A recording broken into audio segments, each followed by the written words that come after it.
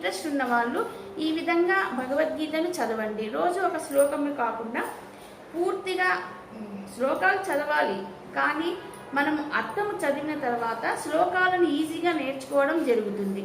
కాబట్టి నేనేం చేశానంటే ఒక బుక్కులో రాసుకొని ఇలాగా చదువుతూ ఉండేదాన్ని. అదే ఇప్పుడు నా ఛానల్లో పెడుతున్నాను. ఇప్పుడు నేను చదివేది కర్మయోగం యొక్క పూర్తి సారాంశము. శ్రీకృష్ణ పరమాత్మకు జై. శ్రీమద్భగవద్గీత 3వ అధ్యాయము కర్మయోగము. అర్జునుడు చెప్పెను, ఓ కృష్ణ, జ్ఞానము కర్మము కంటే శ్రేష్టమైనదని నీ అభిమతమగుచో మరి ఈ భయంకరమైన యుద్ధ కర్మమునందు నన్నేల ప్రవర్తింపచేయుచున్నావు. ఇది మొదటి శ్లోకం యొక్క అర్థము. రెండవ శ్లోకం యొక్క అర్థము, ఓ కృష్ణ, మిశ్రమమైన దాని వలెనున్న వాక్యము చేత నా బుద్ధిని కలవరపెట్టువాని వలె నున్నావు. కావున నేను దేనిచే శ్రేయమును పొందగలను అట్టి ఒక దానిని కర్మ జ్ఞానములలో నిశ్చయించి నాకు చెప్పుము. అంటే అన్నీ ఒకేసారి చెప్పడం వల్ల అర్జునునికి అర్థం కావడం లేదని వివరంగా చెప్పమని కోరుతున్నాడు. ఇప్పుడు 3వ శ్లోకము, పాపరహితుడవగు ఓ అర్జున, పూర్వమీ లోకమున సాంఖ్యులకు అంటే తత్వ విచారణ పరులు అంటే జ్ఞానాన్ని గురించి తెలుసుకునే వాళ్ళను సాంఖ్యయోగులు అంటారు. సాంఖ్యులకు జ్ఞానయోగము, యోగులకు కర్మయోగము అను 2 విధములకు అనుష్ఠానము నాచే చెప్పబడి ఉన్నది. తర్వాత 4వ శ్లోకం అర్థం, మనుజుడు కర్మలనాచరింపకపోవుట వలన నిష్ప్రియమగు ఆత్మస్వరూప స్థితిని పొందజాలడు. కర్మత్యాగ మాత్రముచే మోక్షస్థితిని ఎవ్వడును పొందనేరడు. మనుజులు కర్మలనాచరింపకపోవుట వలన నిష్ప్రియమగు ఆత్మస్వరూప స్థితిని పొందజాలడు. అంటే మనకు విధించిన కర్మలు ఏవున్నాయో తప్పకుండా అవి ఆచరించిన తర్వాత అవి నిష్ప్రియముగా అంటే దాని మీద ఎటువంటి ఆశ కోరిక లేకుండా మన కర్మలను మన ప్రారంధం వల్ల వచ్చిన కర్మలను మనము తప్పకుండా నిర్వహించిన తర్వాతనే మనకు ఆత్మస్వరూప స్థితిని పొందుతామని కృష్ణ భగవానుడు చెప్తున్నాడు. మన కర్మలు చేయకుండా మనము సాధన చేసుకుంటే మనకు ఎటువంటి సిద్ధి లభించదు. కర్మ త్యాగము మాత్రముచే మోక్ష స్థితిని ఎవడును పొందనేరడు. కర్మలు వదిలేసి మనము మోక్షము కావాలి అంటే అది దొరకదు అని భగవంతుడు చెబుతున్నాడు. ఇప్పుడు 5వ శ్లోకం యొక్క అర్థము, ప్రపంచమున ఎవడును ఒక క్షణకాలమైనను కర్మము చేయక ఉండనేరడు. ప్రకృతి వలన పుట్టిన గుణములచే ప్రతివాడును బలత్కారముగా కర్మలను చేయుచూనే ఉన్నాడు. అంటే ఈ శ్లోకం యొక్క అర్థం ఏమిటంటే, మనము ఎప్పుడైతే జన్మ తీసుకున్నామో ఆ జన్మ వలన కొన్ని పనులు ఏర్పడిపోయి ఉంటాయి. ముందే మనము బాల్య దశ, తర్వాత యవ్వన దశ, తర్వాత సంసారము, ఇటువంటివన్నీ ప్రకృతి వలన ఏర్పడిన కర్మలు అన్నమాట. ఇవి తప్పకుండా అందరూ చేసి తీరాల్సిందే అని చెప్తున్నాడు. 6వ శ్లోకం యొక్క అర్థము, ఎవడు కర్మేంద్రియ జ్ఞానేంద్రియములను అణిచిపెట్టి మనసు చేత ఇంద్రియముల యొక్క శబ్దాది విషయములను చింతించుచుండును మూఢచిత్తుడగు అట్టి మనుజుడు కపటమైన ఆచరణ గలవాడని చెప్పబడుచున్నాడు. కర్మేంద్రియ జ్ఞానేంద్రియములు అణిచిపెట్టి మనసులో మామూలుగా మనము ఇంద్రియాలను పెట్టడం కాదు, మనసులో కూడా వాటి యొక్క ఆలోచన రాకూడదనమాట. దీని వివరణ చెప్పొచ్చు, అంతవరకు మాత్రమే ఇందులో నేను చెప్తున్నాను. నెక్స్ట్ 7వ శ్లోకము, ఓ అర్జున, ఎవడు ఇంద్రియములన్నింటినీ మనసుచే నియమించి వానిచే కర్మయోగమును సంగము లేనివాడై ఆచరించును అతడు ఉత్తముడు. ఇది కర్మయోగము చేసే వాళ్ళకు వాళ్ళ పని వాళ్ళు చేస్తూ వాటిపై ఇంద్రియాలు నిగ్రహించి అంటే ఎటువంటి భోగాలకు ఆశపడకుండా ఎటువంటి ఆశ లేకుండా వాళ్ళ కర్మ వాళ్ళు చేస్తూ పోతూ భగవంతుని పాదపద్మాలు పట్టుకున్న వాళ్ళు ఉత్తముడని చెప్తున్నాడు. 8వ శ్లోకం, ఓ అర్జున, నీవు శాస్త్రములచే నియమితమైన కర్మను చేయుము. కర్మ చేయకుండుట కంటే చేయుటయే శ్రేష్టము. మరియు కర్మ చేయకపోవుట వలన నీకు దేహయాత్ర కూడా సిద్ధింపనేరదు. అంటే మనకు శాస్త్రములచే నియమితమైన కర్మ అంటే మనకు ఏ టైంలో ఏం చేయాలి, ఏది చేయకూడదు అన్నది మనకు ఉంటుంది కదా, టైమింగ్ అనేది. ఆ టైమింగ్ ప్రకారం మనము మన పనులు చేయాలి అని చెప్తున్నాడు. ఇప్పుడు పూజ చేసే టైంలో నిద్రపోవడం, నిద్రపోయే టైంలో పూజలు చేసుకోవడం, రాత్రిళ్ళు తినడం ఇటువంటివి కాకుండా శాస్త్రములచే నియమితమైన కర్మను చేయాలి అని భగవానుడు చెప్తున్నాడు. అలా చేయడం వల్ల దేహయాత్ర కూడా సిద్ధింపనేరదు. అంటే మనకు ఆరోగ్యము కూడా సక్రమంగా ఉండదని చెప్పడం అన్నమాట. ఆరోగ్యము కూడా సక్రమంగా ఉండదు అంటే మనం ఏ టైంలో ఏది చేస్తే మన ఆరోగ్య పరిస్థితి కూడా కరెక్ట్గా ఉంటుంది అని డాక్టర్స్ కూడా చెప్తుంటారు కదా, టయానికి తినాలి అనేసి. అటువంటి అర్థమే అన్నమాట ఇది. ఇప్పుడు 9వ శ్లోకము. ఓ అర్జున, యజ్ఞము కొరకైన భగవత్ ప్రీతికరమైన లేక లోకహితార్థమైన కర్మము కంటే ఇతరమగు కర్మముచే జనులు బంధింపబడుదురు. కాబట్టి ఆ యజ్ఞము కొరకైన కర్మమునే సంగరహితుడవై ఆచరింపుము.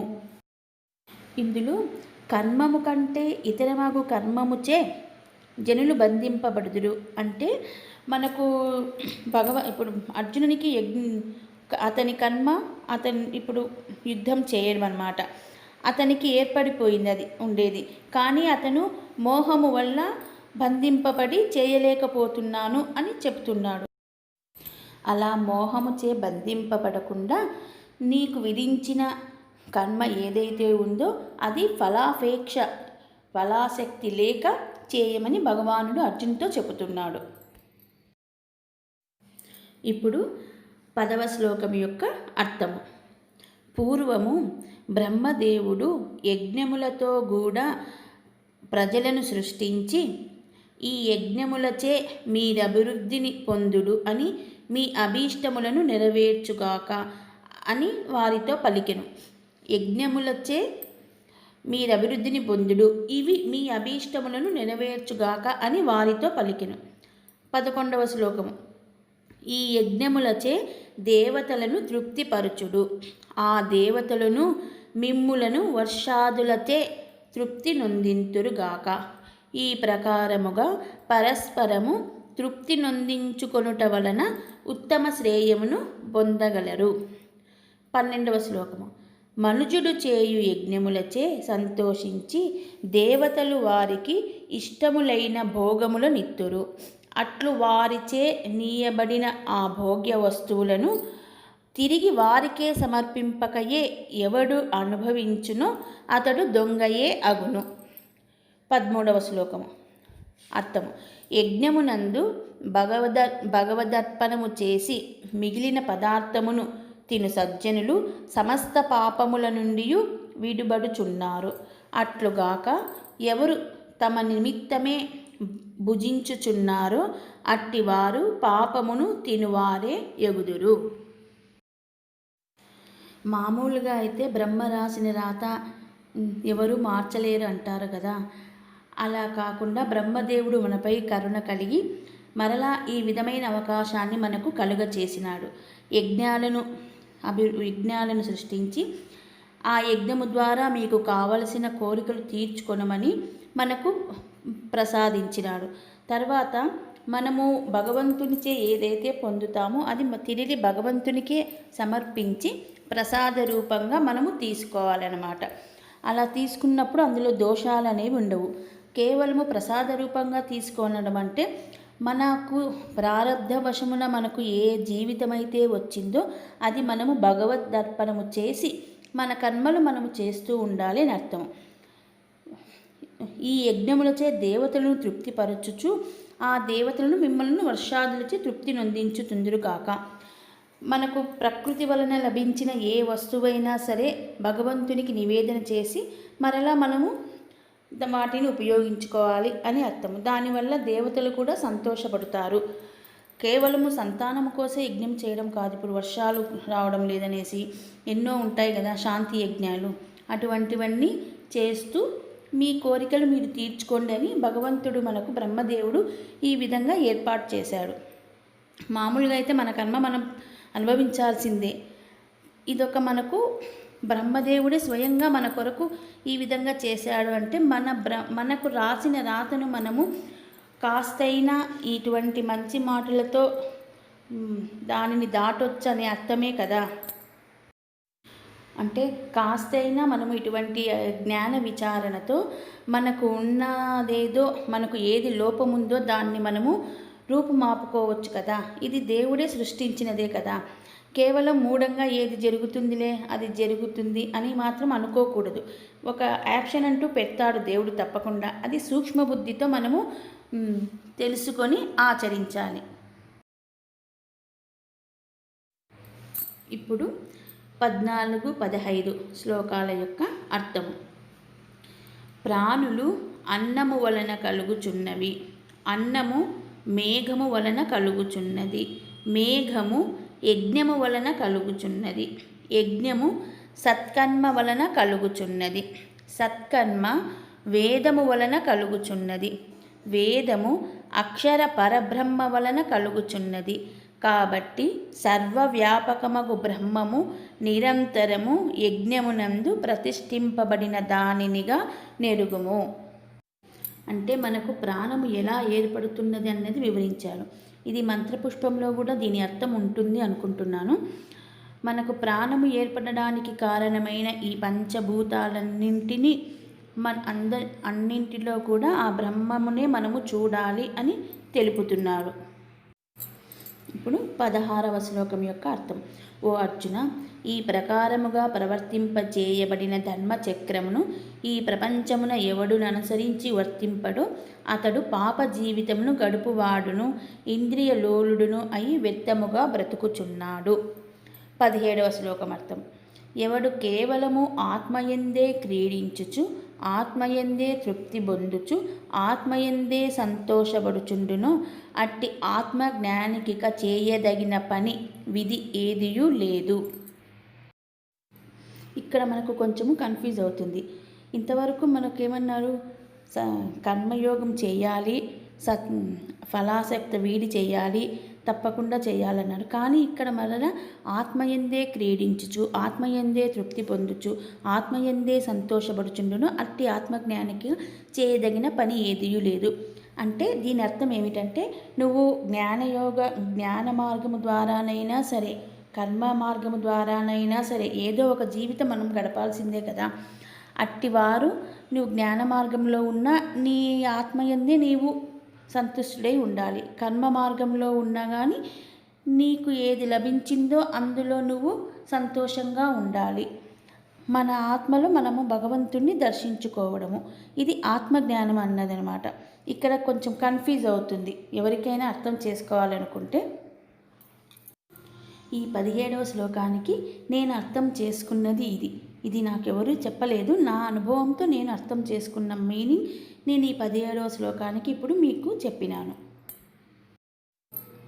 ఇప్పుడు 18వ శ్లోకం యొక్క అర్థం.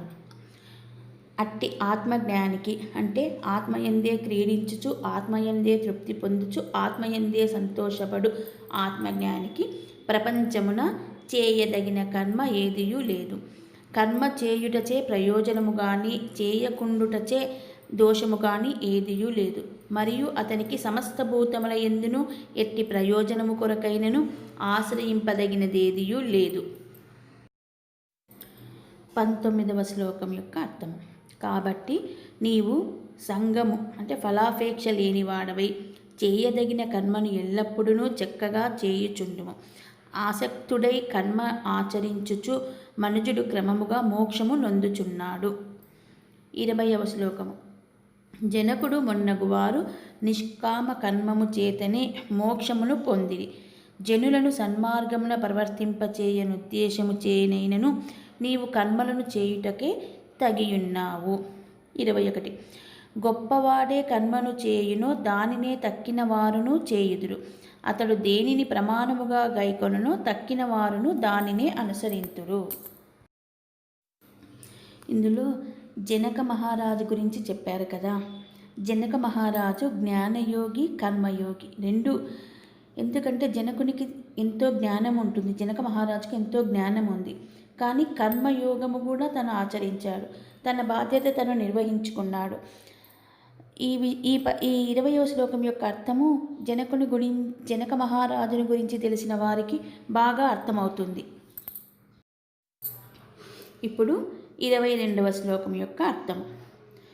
అర్జున, నాకీ 3 లోకములందునూ చేయదగిన కార్యమేదియునూ లేదు, మరియు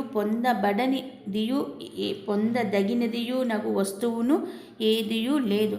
అయినను నేను కర్మమందు ప్రవర్తించుచూనే ఉన్నాను. 23వ శ్లోకం యొక్క అర్థం.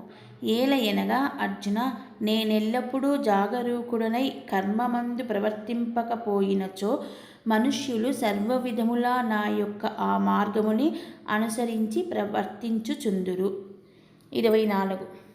మరియు నేను కర్మను చేయకుందునేని ఈ ప్రజలు చెడిపోవుదురు. అత్తరి సంగమునందేర్పడు సంకరమునకు నేనే కర్తనగుదును, కావున జనులకు నేను చెడగొట్టిన వాడనగుదును. 25. ఓ అర్జున, అజ్ఞానులు కర్మలందు తగులుకొని ఫలాపేక్షతో ఏ ప్రకారముగా చేయుచున్నారో ఆ ప్రకారమే జ్ఞానులు వానియందు తగులుకొనక ఫలాసక్తి రహితులై లోక కళ్యాణము నిమిత్తము కార్యములనాచరించవలెను. ఈ 25వ శ్లోకం యొక్క అర్థము నాకు అర్థమైనది ఏమంటే, మామూలుగా మనము ఏదైనా కోరికతో కొందరు భగవంతునికి పూజిస్తారు, ఏదైనా సరే సేవలు కానీ ఏవైనా సరే యజ్ఞాలు కానీ ఏదైనా సరే అటువంటివి. ఇప్పుడు మనము కోరికలతో భగవంతుని కొలుచుకుంటాము, సేవలు చేస్తే పుణ్యం వస్తుందని అనుకుంటాము. అలా అజ్ఞానులు ఫలాపేక్షతో చేస్తారు. అదే ప్రకారము జ్ఞానులు వాని యందు తగులుకొనక, అంటే ఆసక్తిని వీడి కూడా చేసేవాళ్ళు ఉన్నారు. కొందరు భగవంతునికి పూజలు చేస్తారు, కానీ ఏ కోరిక లేకుండా చేసేవాళ్ళు కూడా ఉంటారు. అటువంటి లోక కళ్యాణ నిమిత్తము కార్యములను ఆచరించవలను. ఆ విధంగా జ్ఞానులు ఏ దాని మీద ఆసక్తి లేకుండా వాళ్ళకు విధించిన ప్రారబ్ధం ఏదైతే ఉందో అది చేయాలని అర్థం. సేవ కానీ ఏదైనా సరే ఫలితాన్ని ఆశించకుండా చేసేదే మనము ఎక్కువగా పొందుతామన్నమాట. భగవంతుని ప్రీతికి పాత్రులు అవుతాము ఫలితాన్ని ఆశించకుండా చేసేది. పూజలు కానీ సేవలు కానీ, ఇప్పుడు పుణ్యం వస్తుంది కదని ఎంతో కొందరు దానాలు ఇట్లాంటివి ఉంటాయి కదా, సేవలు, కానీ ఫలితాన్ని ఆశించకూడదు. జ్ఞానులు ఈ విధంగా ఫలాసక్తి రహితులై లోక కళ్యాణం నిమిత్తం కార్యాలను ఆచరించాలని భగవానుడు చెబుతున్నాడు. ఇప్పుడు 26వ శ్లోకం యొక్క అర్థము. జ్ఞాని యగువాడు కర్మ ఫలాసక్తులగు అజ్ఞానుల యొక్క బుద్ధిని కదిలించరాదు. తాను యోగయుక్తుడై నేర్పుతో సమస్త కర్మలను ఆచరించుచు తన ఆచరణమును చూచి వారును ఆ ప్రకారముగా అనుష్ఠించినట్లు చేయవలెను. దీని అర్థం ఏమంటే, ఎవరు కామెంట్ చేసుకోకూడదు, అంతే. ఏ మార్గంలో పోయే వాళ్ళని ఆ మార్గంలో పోనివ్వాలి, అంతేకాని మన మార్గమే కరెక్ట్ అని చెప్పకూడదు. 27వ శ్లోకం యొక్క అర్థం. ప్రకృతి వలన పుట్టిన సత్వరజస్తమో గుణముల చేతనే సమస్త కార్యములు జరుగుచుండగా అహంకారముచే వివేకశూన్యమైన మనస్సు గలవాడు తానే చేయుచున్నాను. దీని గురించి వివరణ మాకు గీత నేర్పిన గురువుగారు చాలా బాగా చెప్పారు. మరింతగా తెలుసుకున్న తర్వాత ఈ శ్లోకం యొక్క వివరణ నేను నా ఛానల్లో ఏర్పాటు చేస్తాను. 28వ శ్లోకం యొక్క అర్థం. గొప్ప బాహువులు గల ఓ అర్జున, గుణముల యొక్కయు కర్మల యొక్కయు విభజన గూర్చిన యథార్థం ఎరిగిన జ్ఞాని గుణముల అంటే ఇంద్రియాదుల గుణముల యందు శబ్దాది విషయముల యందు ప్రవర్తించుచున్నవిని ఆత్మస్వరూపుడవగు తనకు వాస్తవముగా వానితో ఏ సంబంధమును లేదని తలంచి కర్మలందు సంగము అభిమానము లేకుండా ఉండును. ఇక్కడ గుణాల గురించిన వివరణ ఇది. ఇప్పుడు ఈ అధ్యాయంలో అంత వివరణ చెప్తే కన్ఫ్యూజ్ అవుతుంది. గుణాలకు సంబంధించిన వివరణ అధ్యాయంలో దీని మీనింగ్ బాగా అర్థమవుతుంది. 29వ శ్లోకం యొక్క అర్థం. ప్రకృతి యొక్క రాజసాది గుణములచే మోహపెట్టబడిన వాడై దేహేంద్రియాదుల యొక్క క్రియలయందు ఆసక్తులై వర్తించు కర్మసంగులగు అల్పజ్ఞులను మందమతులను ఆత్మజ్ఞుడగు జ్ఞాని చలింపచేయకూడదు. కర్మలు మానునట్లు చేయరాదు. ప్రకృతి యొక్క రాజసాది గుణములచే మోహపెట్టబడిన వాడై దేహేంద్రియాదుల యొక్క క్రియలయందు ఆసక్తులై వర్తించు కర్మసంగులకు అల్పజ్ఞులను మందమతులను ఆత్మజ్ఞుడు జ్ఞాని చెలింపచేయకూడదు. దీని అర్థము ముందు శ్లోకం యొక్క అర్థము కూడా ఒకటే ఉంటుంది. ఏది 26. జ్ఞాని ఎగువాడు కర్మఫలాసక్తుల ఆజ్ఞల యొక్క బుద్ధిని కదిలించరాదు. కాస్త 2 శ్లోకాలకు మీనింగ్ కాస్త దగ్గరగా ఉంటుంది. అందుకే మనకు గీత బాగా కన్ఫ్యూజ్ అయిపోతాము. చాలా సూక్ష్మంగా అర్థం చేసుకుంటూ మీనింగ్ చదువుతూ ఉండాలి. ఇది కర్మయోగానికి సంబంధించింది కదా. మరలా ఇందులో గుణాలకు సంబంధించిన వివరణ కూడా భగవానుడు తెలిపాడు. మనకు కన్ఫ్యూజ్ అవుతుంది. మన గుణత్రయ విభాగ యోగము చదివినామంటే మరలా ఈ మీనింగ్ మనకు అర్థమవుతుంది. ఇప్పుడు 30వ శ్లోకం.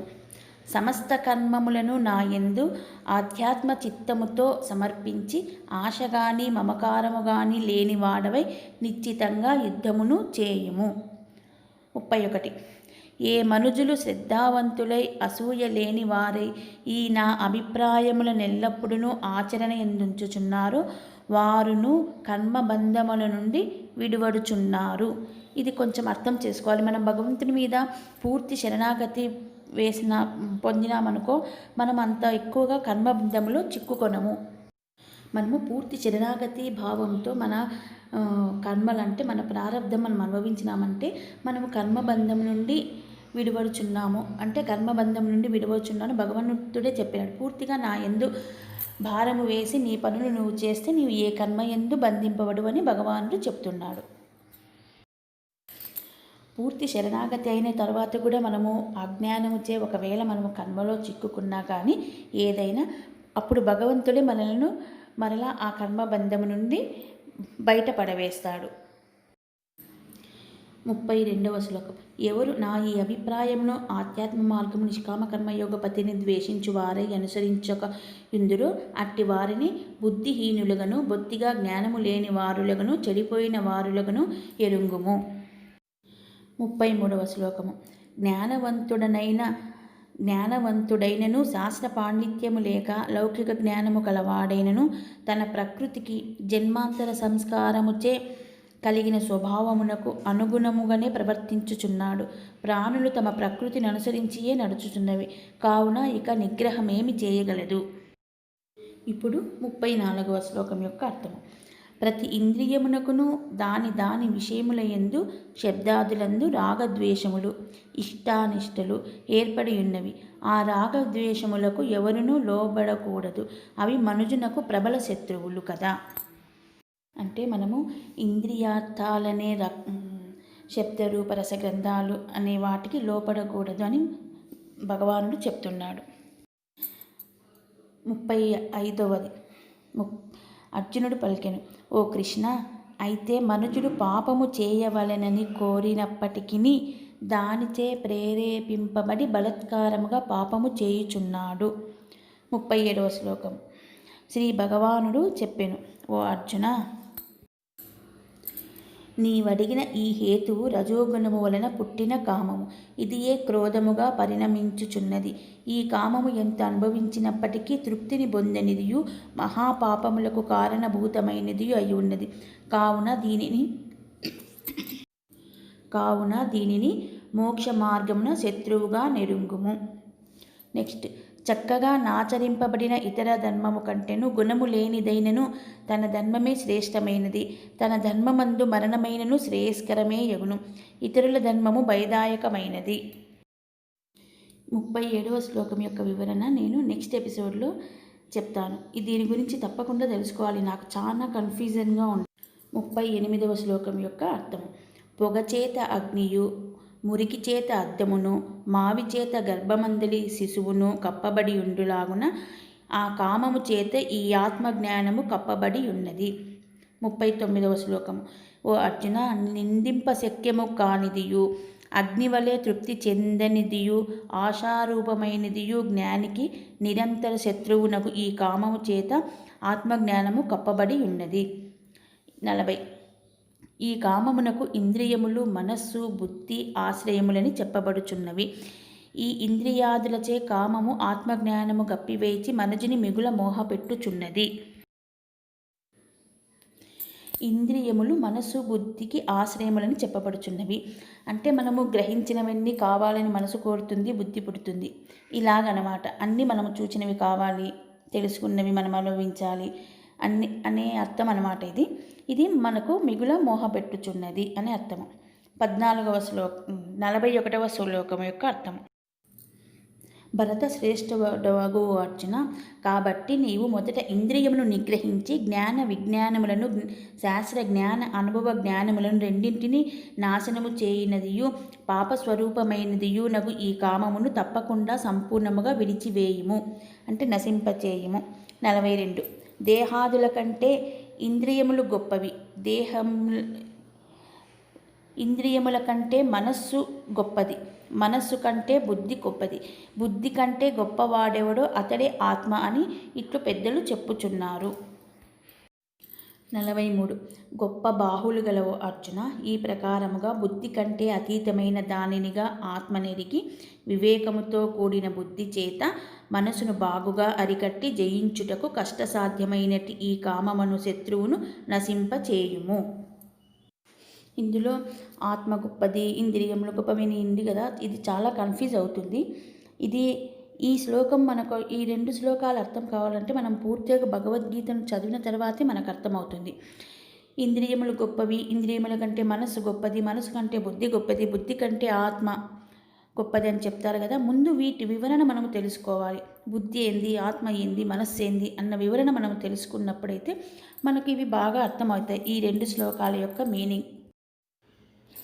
హరి ఓం తత్సత్. ఓం శాంతి శాంతి శాంతి. మీకు నా ఛానల్ నచ్చినట్లయితే లైక్ చేయండి, షేర్ చేయండి, సబ్స్క్రైబ్ చేయండి. ప్రతి అధ్యాయం యొక్క మీనింగ్ ఈ విధంగా నేను గ్రంథపఠనం అనే దానిలో ఏర్పాటు చేస్తున్నాను.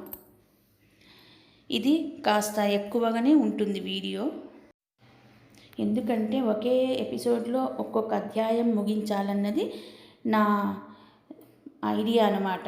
అందుకు ఈ విధంగా నేను ఏర్పాటు చేస్తున్నాను.